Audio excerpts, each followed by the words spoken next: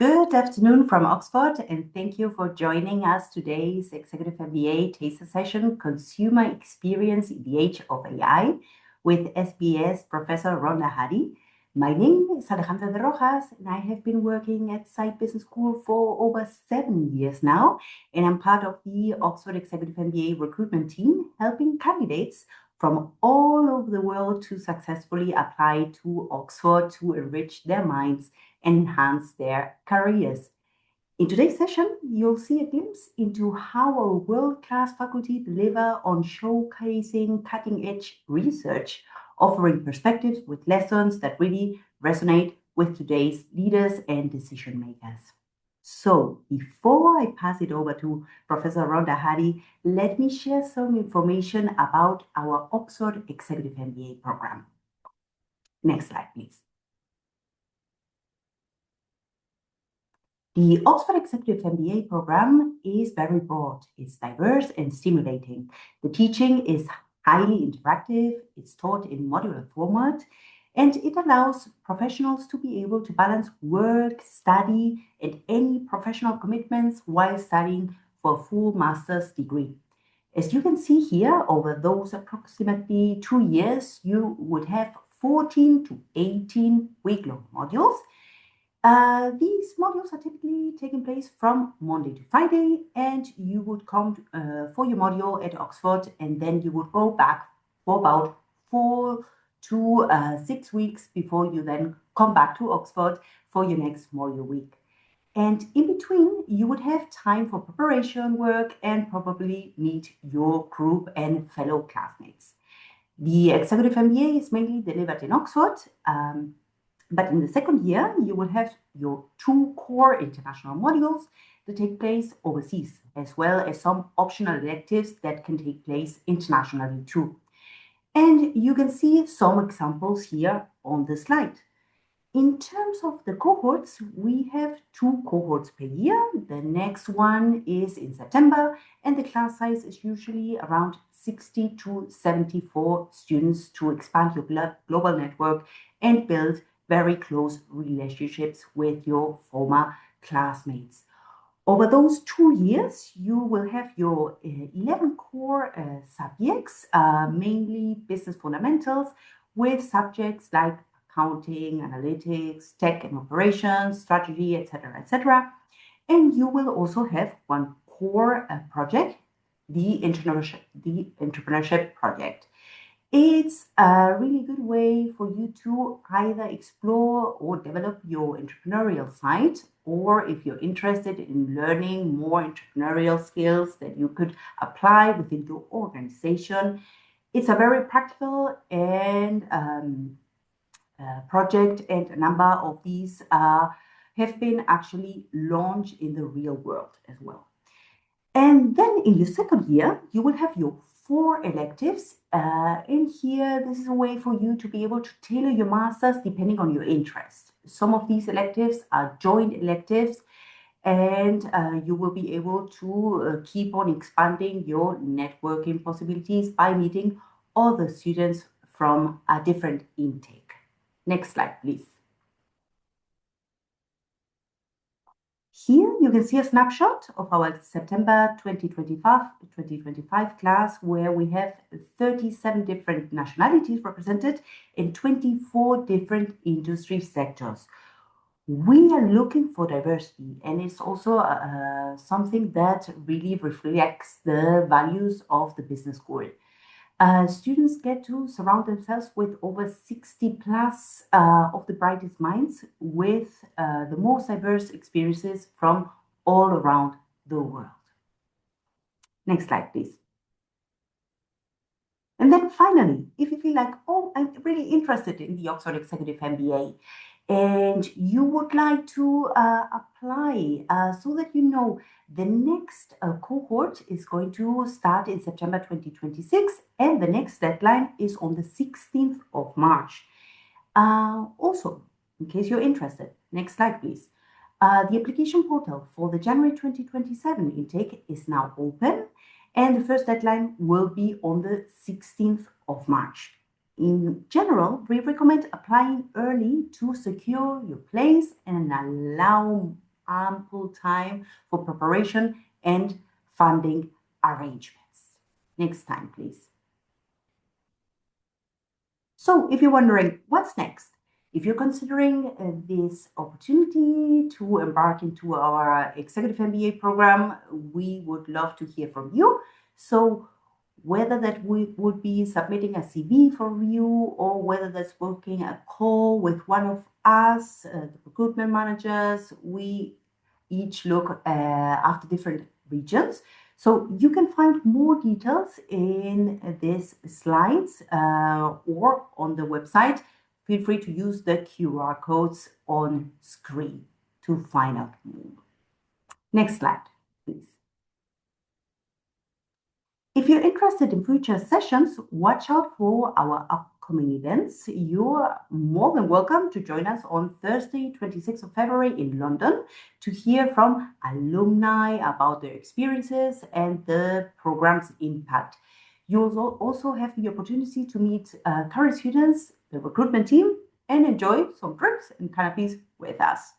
So if you do want to join us, please feel free to register by scanning the QR code on the screen or just keep an eye on our upcoming events on our website.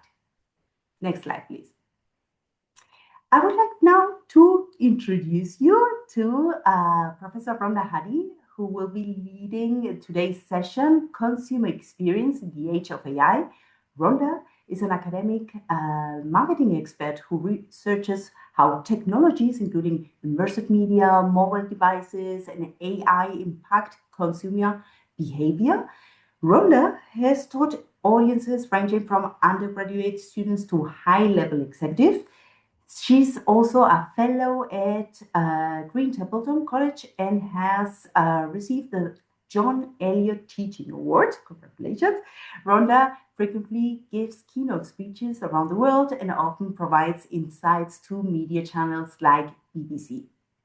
So, without further ado, let me pass it over to you, Rhonda. Thank you so much, Alejandra, and good morning, good afternoon, good evening, depending where you are in the world. I will just go ahead and share my slides here. Okay. Okay, so hopefully that is looking nice and clear for you all. I'm really pleased to be sharing some of this content with you here today.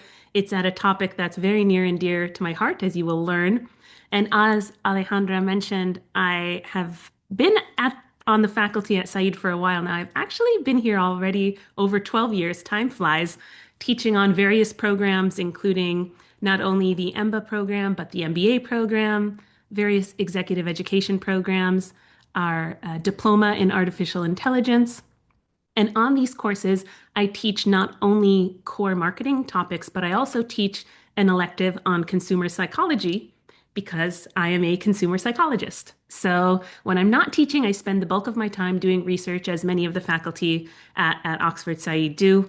And I'm really fascinated by understanding how and why consumers behave the way that they do in the marketplace. My particular area of interest, as Alejandra mentioned, is looking at how emerging technologies are transforming consumer behavior in the marketplace. And I've been fortunate enough to work with clients ranging from really small startups to big tech and CPG to nonprofits, all with this shared goal of really better understanding consumer behavior in the marketplace and better understanding how to deliver customer value and better customer experiences. So that's a little bit about me and the topic I'd like to talk about today. In the classroom, usually this is a topic that comes up sort of near the end of a course because we'll spend the beginning talking more about marketing fundamentals, but then it's really important for us to adopt a really future-facing lens at the marketplace to try to understand what might be changing and how. And so I'm going to talk a little bit today about what I would classify as a pretty big paradigm shift in the marketplace. But before doing that, I'm going to share a really short clip, as you might expect from a very serious academic lecture. It's an interview with Keanu Reeves. It's only about 30 seconds long. So I'll play this and then I'll explain why I shared this clip. I don't know. I was having dinner at a friend's house, this director, and he had some kids, and there was like a 13-year-old, a 15-year-old, a 17-year-old, and they hadn't seen the film The Matrix. And so the director's like, well, why don't you just tell them what it's about? So I start to say, well, there's this guy who's in a kind of virtual world, and he finds out that there's a real world, and he's really questioning what's real and not real, and he really wants to know what's real. And the young girl was like, why? And I was like, what do you mean? She was like, who cares if it's real? And I was like, what, you don't care if it's real? And she was like, no. Isn't that wild? Okay, so the reason that I like to share this clip is because I think Kiana's story and his reaction to the young woman's words is really emblematic of the fact that what we actually think of as being real is somewhat of a moving target. And so I'll talk a little bit about how this has changed over time. But I just want to flag what Alejandra just mentioned in the chat, which is if at any point you have any questions or want to comment on something, we love to make these sorts of things interactive. So please do feel free to check the webinar chat. Periodically, I'm going to take a look as well. And if it's a more in-depth question, we'll probably have time to discuss that at the end. But back to this idea of reality being a bit of a moving target. You could argue that if you think back to pre-web days and even web 1.0 days, our idea of what was real was very much fixed and associated with our physical world, our physical reality. So our closest friends tended to be friends that we made in offline contexts. Those were our spheres of influence and social connection. And that was largely limited by our geography, not completely, but largely. And that idea of what was real accordingly was somewhat fixed or inelastic. Then with the introduction of kind of Web 2.0 era and the explosion of social networks, all of a sudden people were spending a lot of time in online environments to express themselves. But importantly, people were largely using these digital platforms to reflect what was happening in the physical world. So for example, you might go on to a social media platform to post pictures of where you went to dinner or your cat doing something silly or talk about world events, etc. So even though a lot of that time was spent on digital platforms, it was still meant to reflect a physical reality to a large extent. The reason it's called, digital superficiality, honestly, I think that's maybe a bit harsh. But lots of times these sorts of platforms are criticized for being really focused on impression management. So very few people go on these platforms to, get a close-up of like a zit on their face or talk about all the terrible things in their lives. Oftentimes they're really managing their impression and what other people will have of them. And to a large degree, many people would argue that many of these social platforms were really focused on quantifiable metrics that measured the size of your network. So how many friends you have, how many likes a certain post got, etc., as opposed to depth of relationships, some would argue. Now, the latest paradigm, which we'll be talking largely about today, I've called a fluid reality. And I think that this sounds a little bit abstract, so bear with me. But in this newer paradigm, we're seeing increasingly a blurred distinction between online and offline experiences, and this notion that reality itself is not limited or fixed by the natural world. Now, I really know that that sounds abstract, so we're going to take that apart piece by piece, and I think it really helps to discuss what trends are fueling this shift to this paradigm and what do the consequences look like from a consumer behavior point of view? How is it changing the way that, in particular, younger, but not only younger consumers, how is it changing the way that they think, feel, and behave? So we'll take it piece by piece. And even then, we're not going to go through all of this because we don't have that much time. I'm going to be doing more of a focus on AI and humanized AI in particular, as per the title of this session. But let me talk about a few other trends that are fueling this shift first. I'll just talk about them pretty briefly here. The first shift that I'll talk a little bit about is the extreme popularity of gaming and metaversal experiences. And by metaversal experiences, I don't mean the kind of Mark Zuckerberg vision of us all wearing headsets to like sit in a virtual living room. I mean that when we think about gaming environments, they're not just limited to gaming. They're oftentimes where people socialize, where people spend money. So it's not just limited to gaming. Now, you may or may not be aware, depending on your industry and if you have, younger children or nephews or cousins, etc., that gaming is a really big deal. It is larger than the filmed entertainment industry and music industry put together. These stats are a few years old, but that math is still the same today as of 2026. It's a huge industry, larger than film and video and music combined. Now, what's really distinct about this form of entertainment, where in particular young people are spending a lot of their time, is that it entails real-time shared interactions across individuals. So this is very, very different than traditional social media because, as I mentioned before, in traditional social media, you go onto that platform to talk about what's happening in the physical world, whereas in these gaming platforms, you are going there for the sole purpose of co-experiencing in real time with other people. And that, many people would argue, can lead to some pretty deep relationships. Oftentimes, when doing these shared missions, you have a headset on, you're talking to people, oftentimes the same people every day. In fact, I had one former student who shared with the class that he was the best man in a wedding, and that was the first time he met the best man, the groom, in person. So they were absolutely best friends, unquestionably, but their entire relationship was built via this gaming platform, essentially online.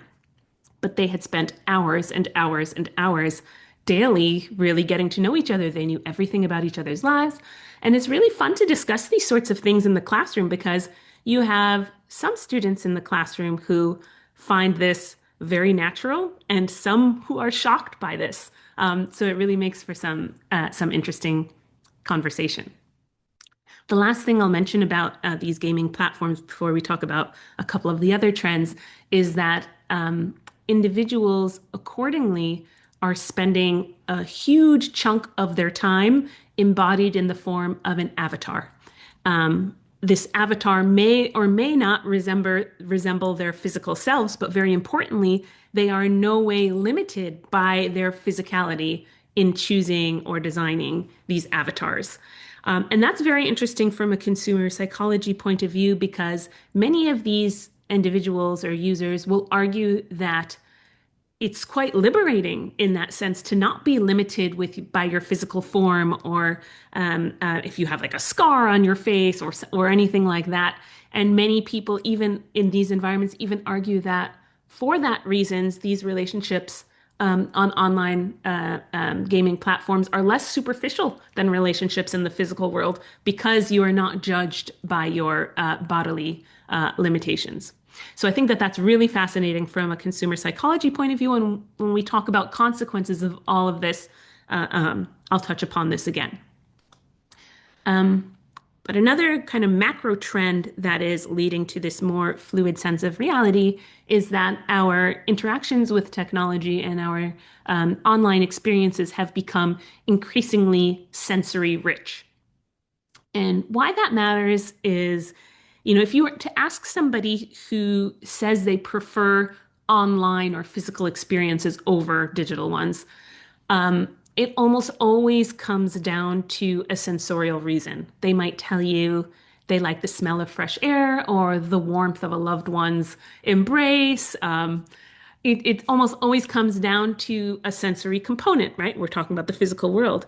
Um, what's interesting is that advances in sensory rich technology, arguably are closing that gap. So if we think about earlier, again, Web 1.0 days that were really just text-based, we have increasingly been layering on more sensory capabilities and additions to our interactions and experiences online. And so arguably these advances in technology are kind of closing that gap. It might not ever close completely where our online or digital interactions feel exactly like our physical ones, but it is closing the gap. And so if we think about it visually, this is enabled by things like very high definition, high fidelity graphics.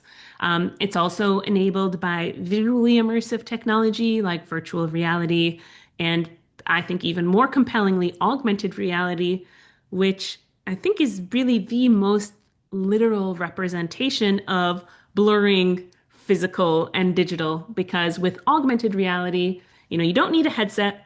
All you need is a device that has a camera, which we all have on our phones, and you literally see your physical space augmented with digital artifacts. So it's the literal coexistence visually of digital and physical. Sometimes this is, using a filter on yourself to like see yourself with I don't know, a unicorn horn or makeup. In this case, my at that time 1-year-old with a goatee. Or you might be using it to project content into your physical space, like check out what this furniture piece would look like, or in gaming contexts, catching Pokemon Go around the city, etc. It's also the case that our technologically mediated experiences are becoming more auditorily rich. We're listening to lots and lots of digital audio, and this is fueled partially by content, things like the increasing popularity of podcasts, but also user-generated content that's audio-centric, platforms like TikTok. So it used to be the case that social media platforms would tell brands, you should create ads for a sound off world. That was the default, was sound off. But that is no longer the case. Actually, in many cases, the default assumption is sound on, particularly because of the explosion in hardware and increased adoption of things like wireless headphones. It used to be the case that if AirPods were the size of a company, it would be the size of Uber or NVIDIA. No longer the case with NVIDIA, but still incredibly popular to have wireless headphones. And infrastructure advancements, things like 5G, have also led to this increased ability to have kind of seamless, uninterrupted audio consumption on the go. We also are increasingly speaking to voice-activated assistants through things like smart speakers. And it's not just that we're listening to more audio, but the quality of that audio has also changed. So a lot of tech players have invested considerable sums in spatial audio, which essentially mimics the dynamism of real-world sound, where sound can come from all directions, where if you're in a virtual environment and you move closer to something, it should get louder. And if you move further away, it should get quieter, etc. So these are examples of how not only are we listening to a lot of audio digitally, but the nature and realism of that audio is also increasing. The last sense I'll talk about, only very briefly, I could talk about this for ages because I love talking about our sense of touch. It is such a powerful and overlooked sense. Unlike vision or hearing or scent, touch is a proximal sense, meaning in order to touch something, it has to be in what we call your peripersonal space. So there's something about activating the sense of touch that really makes something feel real. And you might wonder, well, what does that mean in digital environments? But arguably, our interactions with technology are becoming increasingly sensory rich. It's already the case that touch screens are the dominant user interface. Wearable computing, which I've done a lot of research on, essentially straps connectivity onto consumers' skin, sometimes 24 hours a day.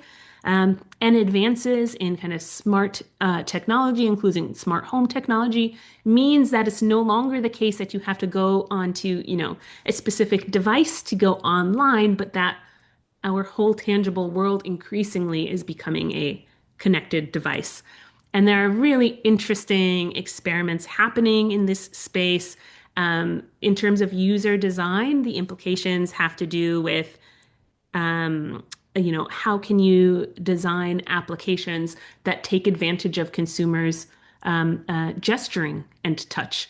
So if you think about it, many mobile phones, for example, take advantage of the swipe movement. And many of these games are not really, cognitively expansive or super interesting, but they literally just feel good. It feels good to, crush that candy or chop that fruit and Fruit Ninja, etc. Can think of like dating apps, etc., that also take advantage of the swipe. So not only can you design interfaces that will actually facilitate certain gesturing, but devices can also, touch your consumers back through things like vibro tactile feedback in mobile phones, wearables, and a host of other peripherals. We usually think about this as being associated with just getting a notification that you got a message or something, but it can actually deliver more nuanced meaning as well. For example, in the Amazon mobile app, when you add something to the cart, you feel a little thunk in your phone. It's somewhat subtle. Visa recently created a haptic signature where at the point of payment, if you pay with your smartwatch, for example, there's a signature rhythm that you feel on your wrists that's associated with the brand. So we're seeing a lot of these really interesting explorations with digitally mediated touch that I find fascinating. Now, the final trend I'm going to talk about, and this is where we're going to, particularly when we talk about consequences, where we're going to do a bit of a deep dive. And so one huge trend affecting consumers in the marketplace is the rapid expansion and proliferation of humanized AI. And so what do I mean by humanized AI? Well, essentially AI that mimics what we had traditionally thought of as human-like qualities. So that applies visually. So AI can visually and very hyper realistically mimic humans. So this applies both to real people. So for example, this was the viral image of our late Pope decked out in Balenciaga. So he wasn't actually wearing Balenciaga, but very compellingly looks like he was. But we also can visually create people who don't actually exist, as you can see these examples on the right. And many brands are taking advantage of this for advertising purposes because, as you could imagine, it's much cheaper and faster to cast these AI models than real people. I've done a lot of research looking at consumer reactions to that. I'm not going to expand on that, but I'm happy to, if there's time at the end, to talk about some of those findings, which I think are fascinating. But one thing I'll say that I find really interesting in this space is how there are these spillover effects from people having experiences of seeing content that visually looks so real, but then are told it's AI generated. And obviously, sometimes we don't know, but oftentimes we are told like, oh, you thought that was real? Nope, it was AI generated. And so I think it's really interesting to consider how this might spill over and affect greater skepticism around adjacent content. For example, in some of my studies where, anytime we show participants AI generated content, at the end, we need to tell them and disclose that it was AI generated and not real. We'll get comments like this. Now I'm wondering if all the questions in this study were devised by an AI rather than a real person, which I think is really emblematic of that idea that, when you're constantly shown something that looks so compellingly real and are told, nope, that's not real, that's not real, that's not real, how your whole notion of what is actually real is put into question.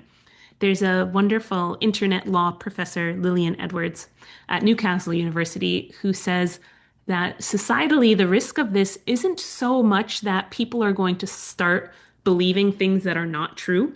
That is a problem, to be clear. But arguably, the bigger problem is that people actually stop believing things that are true, right? This idea that real reality becomes plausibly deniable. I don't want to go too far into this just yet because we're going to be talking about consequences yet.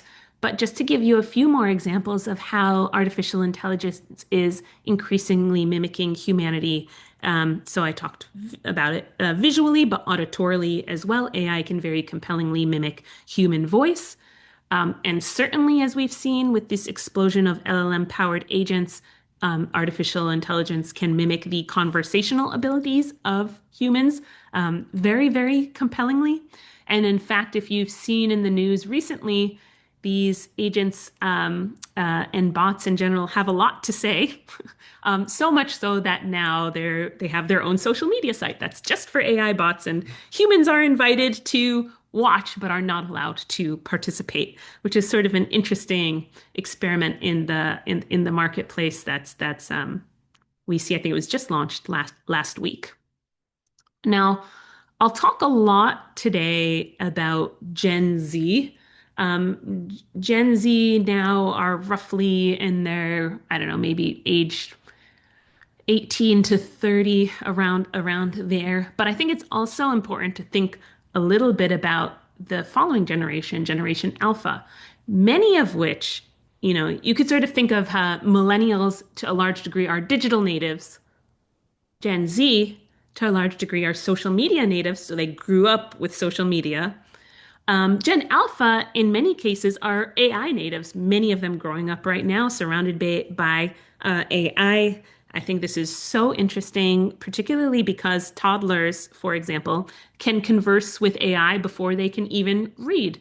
There are some applications who, are cognizant of this and trying to design applications that will teach children manners, etc., even though they're interacting with these subservient agents. But I think this is really interesting because it's traditionally been the case that our interpersonal conversation shapes the way we chat with AI. But if you are chatting with AI from a very young age, that may no longer be the case. And you could even argue that AI conversations might in turn influence our interpersonal interactions. We'll talk about that more in this next section, where we talk about what are the consequences of all of these trends in terms of consumer behavior. And as we'll see, these trends are changing consumers' sense of identity, the way consumers connect with other people, and the way consumers consume. So we'll talk a little bit about those, and I'll breeze through some of this because I do want there to be some time at the end. If there are any questions, I'd love to answer them. And of course, feel free to drop anything in the chat if you have a specific question as well. So the first consequence I'll talk about is we see younger consumers adopting a much more fluid sense of identity and much more fluid self-expression. So just to give you some Gen Z stats, and these are worldwide Gen Z stats from about 2 years ago, over half of Gen Z say they feel more themselves online than in the real world. I will pause right there and say that I don't even love this acronym IRL because it implies that what happens in the physical world is real and what happens online is not real. I don't even like that distinction because for many people, as you will see, what happens online is very real. But this was how the survey was worded, so I'll still say IRL. 65% believe that their online relationships are just as meaningful as their offline relationships, which is really consistent with that example I shared of my former student being the best man in his gamer friend's wedding. 57% say they feel freer to express themselves online than in real life. And 45% say their digital identity more accurately represents their character, which is, again, reminiscent of some of those themes I brought up when we talked about avatar embodiment. And so collectively, these sorts of stats really suggest that many Gen Zs are equally, if not more, attached to their digital versus physical existence. So what does this look like identity-wise? Well, arguably, Being embodied in avatar format gives you the ability to digitally reinvent yourself on a daily basis, even on an hourly basis, if you want. And we know from a lot of research in the communications space that not only do we, design our avatar to reflect our physical selves, but it's also the other way around. A lot of times, what we do in those online worlds and our avatar design influences how we act in the physical world. For example, many people will say after experimenting with a brand in the digital world, they're more likely to consider it in the physical world. We also see Gen Z adopt a much more innovative and open-minded approach to personal aesthetics. So, for example, 60% of Gen Z say their favorite aesthetic changes often. This might not sound particularly remarkable. You might think, oh, well, young people experiment all the time. But the rapidness and frequency of those changes is what are notable here. So, for example, if you looked kind of 20 years ago, you would think about these subcultures like, I don't know, a teen might define themselves as listening to rock music. That was the kind of music they listened to, and that was how they dressed. Or hip hop or rap music. And again, on kind of a much more longer term horizon, would kind of define their aesthetic approach. Now we see people on a daily basis changing it and not really feeling like they need to be tied down or stay within the boundaries of one particular aesthetic. We see this also with the rise of new fusion genres, things like country rap, which have existed before but have had increased popularity. I have a friend who used to head up consumer insights for Spotify who said, if you ask many young people, what kind of music do you listen to? It's a weird question because they'll just say everything. Whereas again, in the past, you might have a much more defined idea of what kind of music you listen to. And there's even some recent research that suggests that for this reason, the younger generation has a little bit more of a growth versus a fixed mindset, meaning they have a different approach to a different idea of how much and how quickly they can change, and that they can indeed develop through things like effort, learning, persistence, as opposed to their mindset being fixed, which I think is very interesting. These trends have also led to a redefined idea of authenticity. This is really important because everybody agrees that authenticity is extremely important. We all like things that are authentic and dislike things and people who are inauthentic. But without going, too much into the semantics here. Actually, I'll pause. I'm so excited to see some questions in the chat here. Ao, your question about how will it change the approach of CMOs, I'm going to come back to that at the very end because I'm telling you a lot from this consumer psych point of view, but what do you actually do with this? Excellent question. We're gonna come back to that. And Henry asked, what are your thoughts on the sources of these aesthetic changes? Well, as I mentioned, I didn't really have time to talk about all the different trends that are shaping the marketplace. But a huge one that we did not touch upon in this lecture yet is short form content on social media platforms, for example, things like TikTok, etc., and the amount of content people are consuming so quickly. And so a lot of people are saying that's what's really given rise to a lot of micro trends, for example. So in addition to what I mentioned about like avatar format and that being very malleable, definitely even on more popular social media platforms, we also seeing that being fueled by content creators and content consumptions on those platforms. So thank you, Henry, for that question.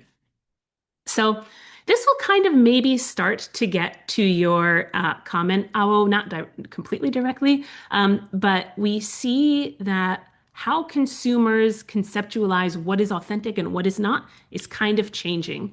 So consumers used to adopt more of this essentialist view, which means your true self is somehow rooted in your innate essence. Like that is the real you is buried deep inside you somewhere.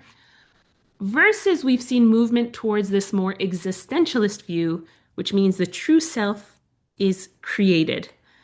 And I think this sounds abstract. So if I'm to use another highbrow example here, Lady Gaga, in an essentialist point of view, this would be the authentic Lady Gaga, stripped down her natural, genetically lent form, versus in an existentialist point of view, this is the authentic Lady Gaga. You are what you create, and that artistic expression is authentic in and of itself, right? And I think this is really interesting because if we think about how important authenticity is and how do what's authentic, what's not, I think it really explains this rise over the last almost decade now of virtual influencers. If you're not familiar with virtual influencers, these are essentially CGI characters that have a social media presence. And when they first became popular, I will admit I was a little bit puzzled by it. Like, why on earth would you follow this non-human on social media? But I think when you view it through this new lens of authenticity, it makes a little bit more sense because many consumers would argue it's much better for you to be a CGI completely fake creation and say that, this idea of authentic fakery, and that is a creation, it's a form of art, which many would find is much more authentic than, taking a picture of yourself, filtering it beyond belief. No, I'm sorry. You probably would have taken 20 pictures of yourself, selecting the one where you look best, maybe cinch the waist, maybe use filters, etc., and then pretend that is somehow an accurate reflection of you. So many people would say that's really faked authenticity, and they'd actually prefer kind of authentic fakery, where you're not pretending this is real. It is just a creation and artistic expression. And so if we think about that from a marketing point of view, we'll come back to this as well, Ao. You can think about how that changes the way that you market in the marketplace. We've also seen that temporal synchronicity is increasingly valued. This essentially means that consumers are much more attracted to real-time content. So not only is this the case in gaming, it's relevant in the rising popularity of things like live streaming, where people just really want to consume things with other people in real time. So even though you are geographically apart, you still feel this sense of togetherness and intimacy by experiencing things at the same time. We've seen that with this really fascinating example of Be Real, the rise and fall. Again, if we have enough time, I'll talk more about that. But an increasing desire to consume impromptu content, and this increasing appreciation of spontaneity. I'll talk a little bit more about I'll talk more about Gen Z Shake versus Millennial Pause also if we have time. And a lot of this has stemmed from what many in the marketplace deem as perfection fatigue, where because of this sort of overly curated, overly filtered presentation on traditional social media platforms, there's been a lot of reactance against this, where people, actually embrace and prefer imperfection, so much so that, many young consumers have even gone back to those point and shoot cameras from like the early 2000s to take deliberately low definition photos. There are even apps that make your photos look less lower in definition than they actually are. The final thing I'll talk about, and then maybe I'll come back to some, I'm so excited to see the chat blow up here. So I'll come back to this. Let me talk about this last consequence, which is we've developed much deeper human AI relationships. And we see this in many different domains. And I'm certainly not an alarmist. I think there are, very positive and negative outcomes of technology depending on how it's used. But I will mention just sort of two pieces of caution, particularly when we think about conversational AI. The first piece of caution is that because, as I mentioned earlier, conversation used to be reserved for human-to-human interactions, our interpersonal norms tend to influence how we judge our interactions with AI. So traditionally, if speech is more coherent, we are more likely to think that it is true. But we've seen LLMs obviously hallucinate oftentimes. So even if it sounds really good, we should not confuse coherence with truth. It's also the case that when we chat or converse with AI, it can evoke our human schemas and biases and stereotypes. So I've done a lot of work looking at, for example, customer service conversations. And it's interesting because a lot of companies try to humanize these bots, but that can really be a double-edged sword because when you humanize these bots, it really increases people's expectation that something's going to be done. And if they enter a chat already frustrated and angry, then that agent being humanized actually makes it worse than if it wasn't, which I think is really interesting. There's also this whole new space of therapy bots, and increasing popularity of these bots people are using for therapy purposes. And this is by no means a niche area. In fact, if you look to the top 10 generative AI uses of 2025, you can see here that therapy and companionship has moved to the #1 spot. It's really interesting, I think, particularly to look at this kind of as a global phenomenon where you'll hear many people talking about the fact that it's 24/7, you don't feel judged by another person, it's relatively inexpensive and scalable, which, depending on where you live, can be pretty critical. You could see here this person saying, where I'm from, mental health care barely exists. You've got maybe a psychiatrist for every 1 in 300,000 people. And so, maybe these aren't perfect, but it's accessible to everyone, whereas the alternative is not having any care. So I think it's really interesting to think about, well, what's the alternative here? I maybe won't talk about future bots, but I'll talk about some of the different forms we've seen these kind of conversational or companion bots take. Things like grief bots, which are meant to represent the recently deceased. So if you had a loved one who passed away and you wanted to upload anything you wanted, images, former messages from that person to some of these companies, they will create a bot that's supposed to represent that deceased person. This creates a lot of debate and discussion in terms of the ethical implications of that those sorts of bots. It's also the case that we see this increasing prevalence of AI romantic partners. And I put this pictures of this movie, Her, here. If you haven't watched it, it was about a man who fell in love with his operating system. It's about 10 years old. And I think it's fascinating that at that time, a lot of people felt it was so futuristic and actually so uncompelling that they had to refilm everything with Scarlett Johansson's voice so that people could at least imagine her when he was talking to the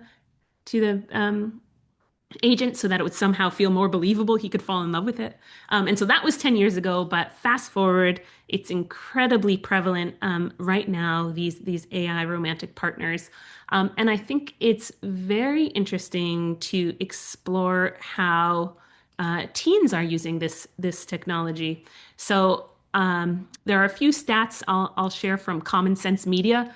I will provide the caveat that this was a US-based survey, but I found it really interesting that about 72% of teens have used AI companions, and about half are regular users of AI companions.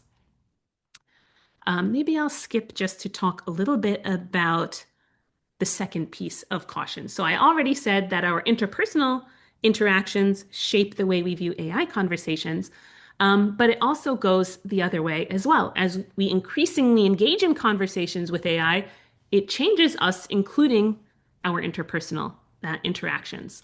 So there's emerging research, for example, showing that ChatGPT is already changing the sorts of words that we use in conversation. So now with kind of these researchers looked at verbal conversations between people and have seen kind of an increase in very ChatGPT-esque words like delve and meticulous becoming increasingly popular. So arguably changing our language. There's also some early evidence that suggests using LLMs leads to a shallower depth of learning than using traditional social media engines. And this is largely due to kind of a lack of friction in the process, and friction and difficulty is kind of how we grow. And there is other research coming out of Carnegie Mellon and Stanford that suggests because AI agents tend to be largely sycophantic, meaning they overly agree with us and are very positive, that after engaging with sycophantic AI, you're less likely to try to repair interpersonal conflict. Again, suggesting that it is affecting our interpersonal interactions. I'll give you a few more stats as this applies to teens that I found really fascinating. One is looking at the percentage of AI companion users who apply those skills to real life, and that's about, as you can see, 40% say that they do this. About 1/3 of teens say they find AI conversations as satisfying or even more than human conversations. And about 1/3 actually choose AI companions over humans for serious conversations, which again, I find really fascinating. If we had the time, and certainly if we were in the classroom, these sorts of topics are really great for class and small group discussions, raising questions like, are we concerned that we're outsourcing too much, or are we outsourcing humanity itself to AI? Should there be limits on the role of AI in our lives? And if so, what should those limits be? Is regulation required? And if so, what would that feasibly even look like? And how might culture play a role? And I love this question in particular because it really takes advantage of the diversity we tend to have in our classroom. You hear really different takes depending on people's cultural background, which I find endlessly fascinating. So we talk a little bit oftentimes about this idea of outsourcing humanity to technology through things like talking about, people who get AI to write a birthday card for a loved one, or to pick their presents, or even to just automatically text a loved one. But we can also think of many examples that people would argue really are examples of technology augmenting our humanity. Things like, for example, augmented reality applications that allow users to better understand emotional expressions of individuals, which is particularly good for young people on certain parts of the autism spectrum who have difficulty registering facial expressions, helping them get better at that, thus engage better socially. Also, great examples of AI being used to help people suffering from Alzheimer's and dementia retain certain parts of their narrative and history as well. And so I think all of these examples really suggest that, again, I'm not an alarmist, and I think if applied correctly, technology really needn't replace human connection. It is up to us. In fact, in many cases, it can deepen it. So before I get to these questions, I want to just give you a few takeaways here from this taster lecture. I think the first is this idea that gaming, sensory richness, humanized AI, and many other factors I didn't get to talk about, like short form social media content, are driving this more fluid conceptualization of reality. This influences consumer identities, the way they connect with other people, their consumption patterns. And so if you think from a marketer, things become a little bit more complex because you need to design for more flexible and even multiple identities, and think about those cross-world transitions. Many people don't think in off versus online terms anymore. It's really all fluid. And I think this gets a little bit to your earlier comment, Avo. Authenticity and influence norms are shifting. So if you think about strategically deploying things like deliberate imperfection, spontaneity, temporal synchronicity, real-time content in communication and storytelling. AI enables hyper-personalization, but it also introduces challenges in terms of privacy and ethics. And then this is the final point that I have here, which is really AI-centric, which I think this paradox is so interesting that as AI becomes more human-like, it really prompts us to actually ask what remains uniquely human about us. And I think we're fascinated and drawn to these technologies in many ways. We're like, wow. But we still have this deep need to feel like we are somehow unique, distinct, irreplaceable. And so I think that coexistence of wanting to self-protect, but also being curious, is really at the heart of our evolving relationship with AI. And so I'll stop there. I think, Alejandra, we have a few minutes left, hopefully, for some questions. I see some in the chat. So, okay, so one, is that right, Alejandra? Give me a thumbs up. Okay, so I see a comment here. Could you please define consumer when most social media presence operate as? I think that is such an excellent point in the chat. I think the question is, in reality, if you are a content creator on TikTok, are you a consumer or are you a creator? And you're sort of simultaneously both. And actually, for that reasons, you see a lot of, so there's this old concept of, the importance of thinking about customer relationship building and loyalty.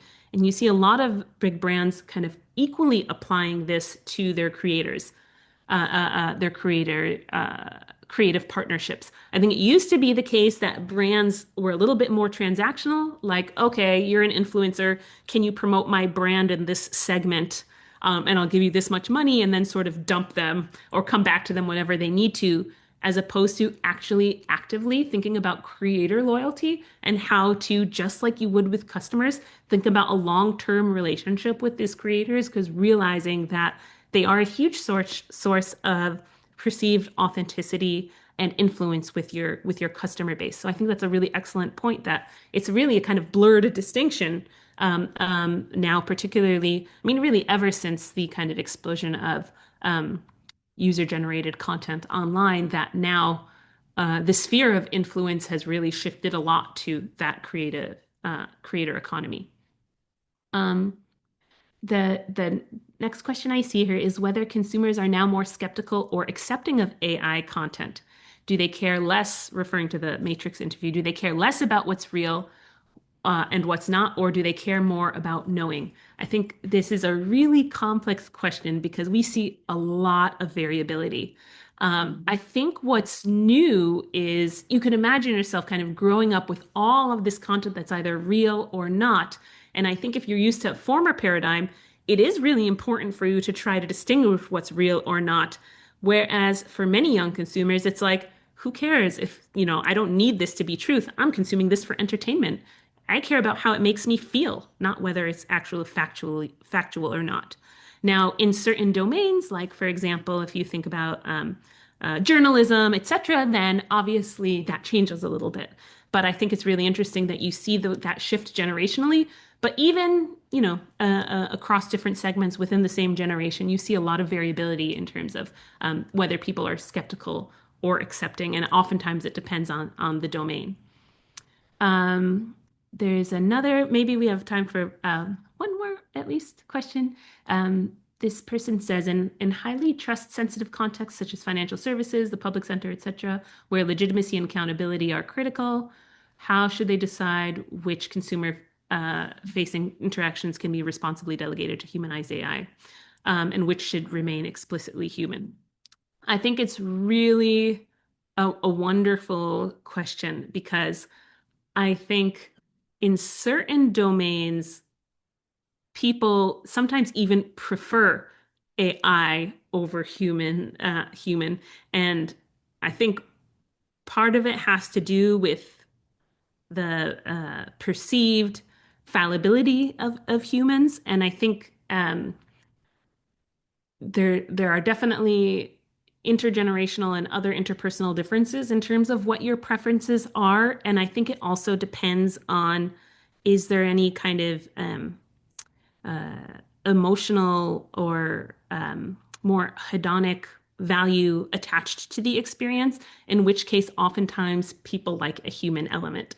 So, if somebody is delivering bad news, medically, for example, is it important for that to be delivered by another human being who can actually truly empathize, as opposed to just, mimicking empathy? A lot of people would say yes, but if it's a diagnostic medical exam, and you have an AI that has seen millions and millions and millions of moles and can tell which are more or less likely to be cancerous, perhaps that's more valuable than a doctor who has only seen, hundreds, right? So I think it's really, really context dependent. There's so many other great questions that popped up.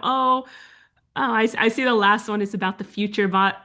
because I know the researchers working on this, I'll do a quick plug, which is it's this idea that you can speak and converse with a future version of yourself.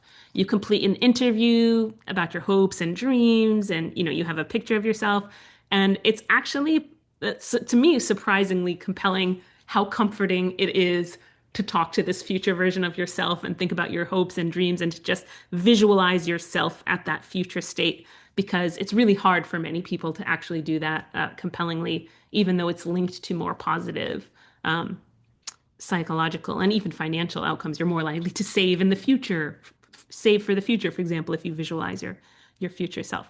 I'm sorry we couldn't get to all the questions. These are wonderful. I want to thank you so much for being such a great audience. And maybe I'll stop sharing my screen and hand it back to Alejandra. Thank you, Rhonda. That was brilliant and fascinating. Thank you so much for being here, for making the effort of joining today. And also thank you very much to all of you who joined us today. I really hope you enjoyed today's session. Special thanks again to Rhonda. And thank you once again for taking the time to talk to us today. And also thank you to my wonderful team for supporting us today. And well, in case you want to find out more about the Oxford Executive MBA and have the chance, well, in the future, who knows, to meet Rhonda in person, feel free to contact us. And well, we wish you a very nice afternoon or evening, wherever you might be now in the world. Thank you so much.